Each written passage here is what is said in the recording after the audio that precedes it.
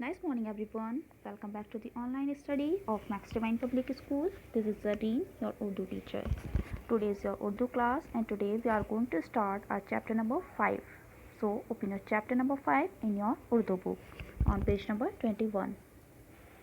Here is your chapter number 5, Mirza Ghalib. ये एक शायर हैं और आज हम इस चैप्टर में इनके बारे में पढ़ेंगे. Okay, let's start. आज से लगभग 2 साल पहले हमारे मुल्क में एक बहुत बड़े शायर थे. उनका नाम असदुल्ला खां और तखल्लुस गालिब था. गालिब मोहब्बत के पुतले, हंसमुख और बहुत ही मिलनसार इंसान थे. लोग उनसे मिलकर बेहद खुश होते थे. अपने अखलाक और मोहब्बत से वो लोगों का दिल जीत लेते. जो उनसे एक बार मिल लेता वो उन्हीं का होकर रह जाता था. तो आज से लगभग 2 साल पहले की बात है. हमारे मुल्क में, हमारे देश में एक बहुत बड़े शायर थे. उनका नाम असदुल्ला खां और तखल्लुस गालिब था. गालिब मोहब्बत के पुतले यानी लोगों से बहुत ज़्यादा मोहब्बत करने वाले, हंसमुख, खुश मिजाज थे और बहुत ही मिलनसार इंसान थे यानी सबसे खुश रहने वाले इंसान थे. लोग उनसे मिलकर, जो भी लोग उनसे मिलता था वो बहुत ज़्यादा खुश हो जाते थे. अपने अखलाक और मोहब्बत से, अपने अखलाक से, अपने रवैये से और अपनी मोहब्बत से वो लोगों को अपना बना लेते थे, उनका दिल जीत लेते थे. जो उनसे एक बार मिल लेता था वो उन्हीं का होकर रह जाता था. मिर्ज़ा गालिब 1797 को आगरा में पैदा हुए. उनके वालिद का नाम अब्दुल्ला बेग था जो अलवर की लड़ाई में मारे गए. उस वक्त वो 5 बरस के थे. वालिद के इंतकाल के बाद उनके चचा अहमदुल्ला बेग ने आपकी देखभाल की. लेकिन जब मिर्ज़ा गालिब 9 बरस के हुए तो चचा भी अल्लाह को प्यारे हो गए. तो मिर्ज़ा गालिब 1797 को कहाँ पर, आगरा में पैदा हुए. उनके वालिद का नाम अब्दुल्ला बेग था और वो कब मारे गए, अलवर की लड़ाई में मारे गए. उस वक्त मिर्ज़ा गालिब कितने बरस के थे, 5 बरस के यानी 5 साल के थे. वालिद के इंतकाल के बाद, जब उनके वालिद का इंतकाल हो गया तो उसके बाद क्या किया, उनके चचा जिनका नाम अहमदुल्ला बेग था उन्होंने आपकी देखभाल की. लेकिन जब मिर्ज़ा गालिब 9 बरस के हुए, 9 साल के हुए तो चचा भी अल्लाह को प्यारे हो गए यानी चचा का भी इंतकाल हो गया. कुछ दिन बाद आप आगरा छोड़कर दिल्ली आ गए. आपकी तालीम व तरबियत आगरा में भी हुई और दिल्ली में भी. उस ज़माने में उनका इब्तदाई कलाम मीर तकी मीर को दिखाया गया. शहंशाह गज़ल मीर ने उनका कलाम देखकर फरमाया था कि अगर गालिब को कोई अच्छा उस्ताद मिल गया तो बहुत बड़ा शायर बनेगा, वरना मुहम्मिल कहने लगेगा. ऐसा ही हुआ. उन्हें एक फ़ारसी का उस्ताद मिल गया और वो हिंदुस्तान के नामूर शायर बने. तो क्या हुआ, कुछ दिन के बाद कहाँ मिर्ज़ा गालिब आगरा छोड़कर कहाँ चले गए, दिल्ली आ गए.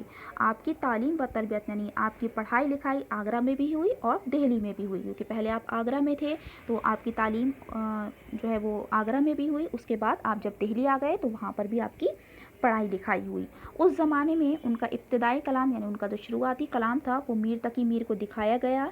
शहंशाह गज़ल मीर ने उनका कलाम देखकर क्या फरमाया, उन्होंने फरमाया कि अगर गालिब को कोई अच्छा उस्ताद मिल जाए, कोई अच्छा टीचर मिल जाए तो क्या होगा, वो बहुत बड़ा शायर बनेगा. और ऐसा ही हुआ. उन्हें एक फ़ारसी का उस्ताद मिल गया. कौन सा, फ़ारसी पढ़ाने वाला, ईरानी ज़ुबान का उन्हें एक उस्ताद मिल गया और वो हिंदुस्तान के नामूर यानी नाम रोशन करने वाले शायर बने.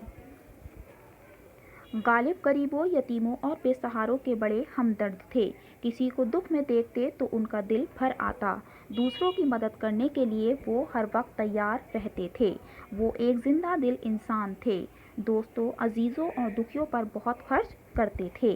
तो गालिब गरीबों, गरीब लोगों पर, यतीमों पर और बेसहारों के बड़े हमदर्द थे. मतलब उनसे बहुत ज़्यादा हमदर्दी रखते थे. अगर वो किसी को भी दुख में, तकलीफ़ में देखते थे तो उनका दिल भर आता था. दूसरों की मदद करने के लिए वो हर वक्त तैयार रहते थे.